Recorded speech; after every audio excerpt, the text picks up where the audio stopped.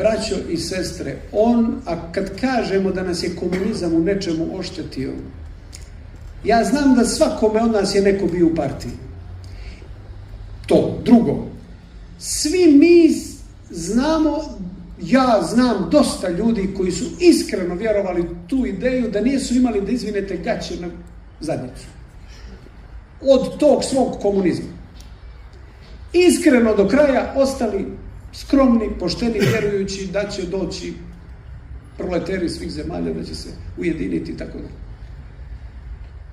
Nas su kao djecu vodili iz Herceg Novog na ekskurziju i ja sam se prvi put začudio kad sam došao u Jajce.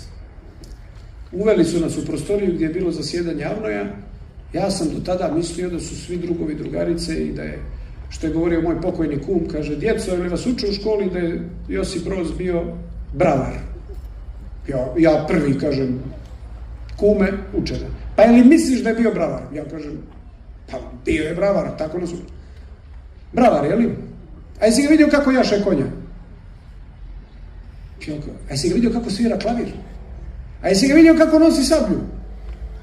Nije to bravar, to je tajni agent. I tako dalje, to je sad malo na ekskurziji. Znači, ja sam se frapirao kad sam vidio u Jajcu da su one zadnje stolice drvene, da su one naprijed bile malo nekako tapacirane, a one u prvom redu kožne, gdje su sjedali ovi istaknuti drugovi drugarice. Nisam ja bio svjestan baš taj dan da me to šokiralo, ali vjerujte mi, to više priliči ovom poretku crkvi gdje ima gornji presto za vladiku, ali pazite, to traje 2000 godina. Ja sam služio vojsku tu u Banja Luci prije 100 godina, kad je to bilo, pa sam čuo za jednog popa u Banja Luci da su mu došao da sipa gorivo, onda mu tamo neko rekao, šta pope, lažete ovaj narod, pričate mu neke bajke o carstvu nebeskom. A taj koji mu je to rekao bio u partiji. A pop odgovorio, kaže, mi ga lažemo, po znacima navoda, 2000 godina još nam vjeruju.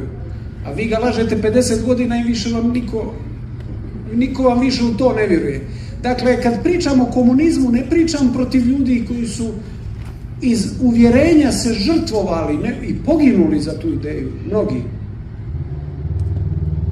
Nego pričam o tome da su nas odvojili od svete liturgije, rekavši da je tamo pop koji nešto laže, da je tamo opijum za narod. Mi u Crnoj Gori smo posebno to bukvalno bili shvatili, pa smo od mnogih crkava napravili magacine.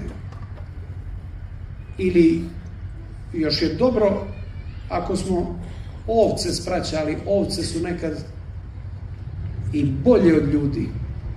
Ne znam, jeste čuli priču kako je mitropolit Amfilohije na Kosovu u spaljenoj crkvi ušao da vidi da nije nešto preostalo, jeste čuli to? Da vidi da nije neka ikona možda ostala čitava u toj crkvi i čuje u oltaru nešto se mrda. Kaže, jagnje se sakrilo u oltaru. Dakle, najveći grijeh tog totalitarnog sistema nije u tome što je bilo dosta poštenih komunista, pa imate situaciju da je bolji jedan pošteni komunista od popa koji ne vjeruje u to što priča. I to ću reći. Nego je grijeh što nas je ta ideologija sistematski odvojila da mi ni dan danas ne znamo šta je sveta liturgija. A sveta liturgija je primanje hrane iz budućnosti. Prvo pop kaže blagosloveno carstvo Oca i Sina i Svetoga Duha. Pa onda na onom malom hodu pop iznosi evanđelje i nosi ga kroz crkvu da ga dobro vidimo.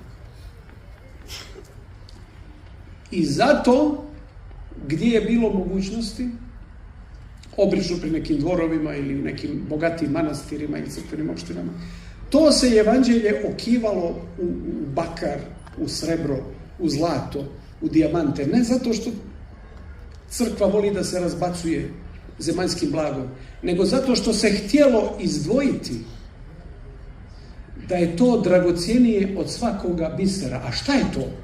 Šta to pop nosi? Božju riječ, koja izlazi u svijet, vi za sat vremena svete liturgije pred sobom imate sve što je Gospod uradio. Na malom hodu izlazi sveto evanđelje, pop ga nosi, dakle, riječ Božja izašla u svijet. Mali hod vam je Božić. Mali hod je rođenje Hristovo i početak propovjedi.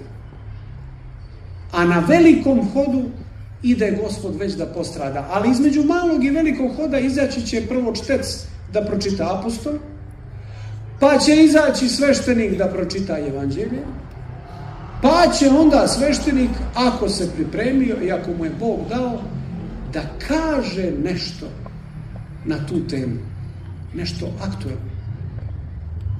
Znači, prvo si vidio, pa si čuo, a na kraju ćeš da okusiš Božju riječ. Znači, neće biti samo pričam ti priču, nego dođi da okusiš. I bit će ti na ustima, kako kaže starozavjetni prorok. Ima jedan starozavjetni prorok koga je Gospod pripremao na Božju službu,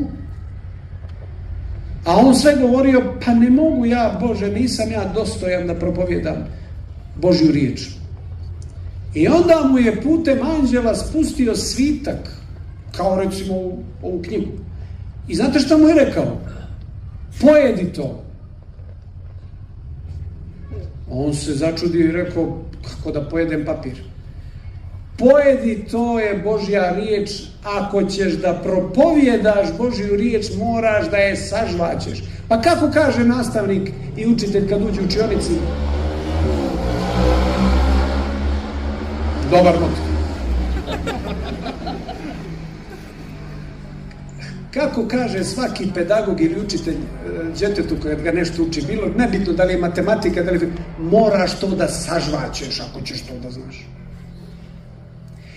Tako je Bog pustio tome proroku svitak da ga pojede. A šta kaže prorok kad je pojeo taj papir? Tu Božju riječ. Kaže, osjetio sam na ustima da je slađe od meda. Slađe od meda. Aj sad ti danas kad kažeš djetetu med, današnje dijete ne zna šta je med. Moraš da mu kažeš, slađe ti je od Kinder čokolade. Ili od one Milke. Ili od onog, sad da ne nabrajam sve te stvari.